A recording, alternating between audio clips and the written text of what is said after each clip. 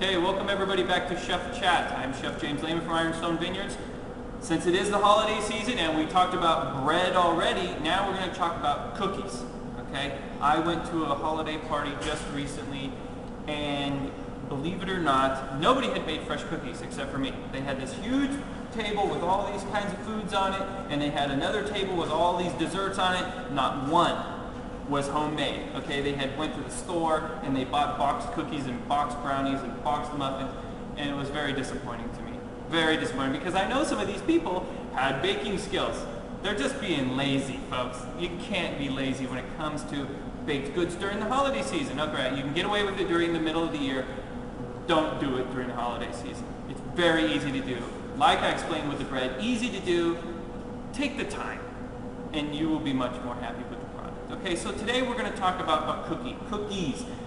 And I'm going to give you just a basic cookie recipe that you can add any kinds of stuff to. Okay, so what's in cookies? We've got butter, brown sugar, granulated white sugar, flour, eggs, salt, and then whatever your internal garnish is. Okay, so this is how we do the cookies. Now, not even my own mother makes her own cookies.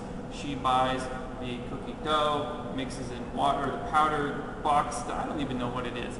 And she pours the water in and mixes it and she makes the cookies. Sure, they're good, but you know, what's the fun in that? We gotta do it the right way. So we take our butter, we take our unsalted butter, and we put it in our handy dandy standing mixture with the paddle attachment.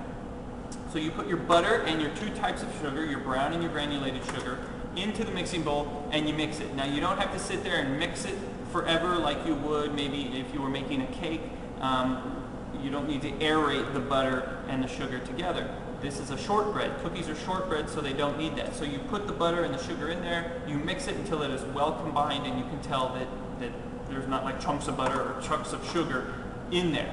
The next thing you would do is you would add your eggs, and if you had some type of flavoring like vanilla extract or almond extract, you would put those in. Be sure you add the eggs one at a time, because if you put them all in there at once, these kind of ingredients don't mix well together. So you need to mix them in slowly so they emulsify and you have a nice mixture in there.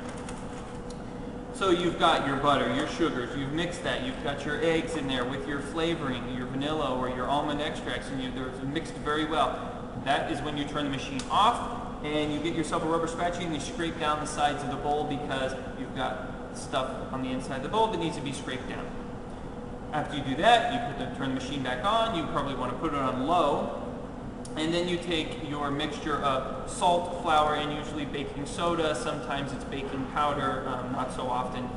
More often it's baking soda, and you would put this in there in about three increments. You put a little bit in there, wait till it mixes more, mix, and the rest mix until it's all done. Now you don't want to overwork one of these doughs, because these are shortbreads. If you overwork them, it's not good for the cookie. So you've got all those ingredients in there, your sugars, your salt, flavorings, your eggs, your flour, baking soda, all that stuff is in there, it's mixed. Now, that is your basic cookie. Now, you can go anywhere with this thing, okay?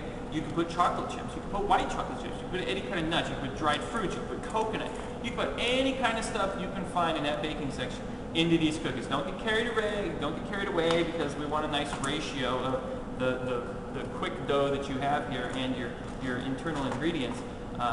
But you know, you can do anything you want.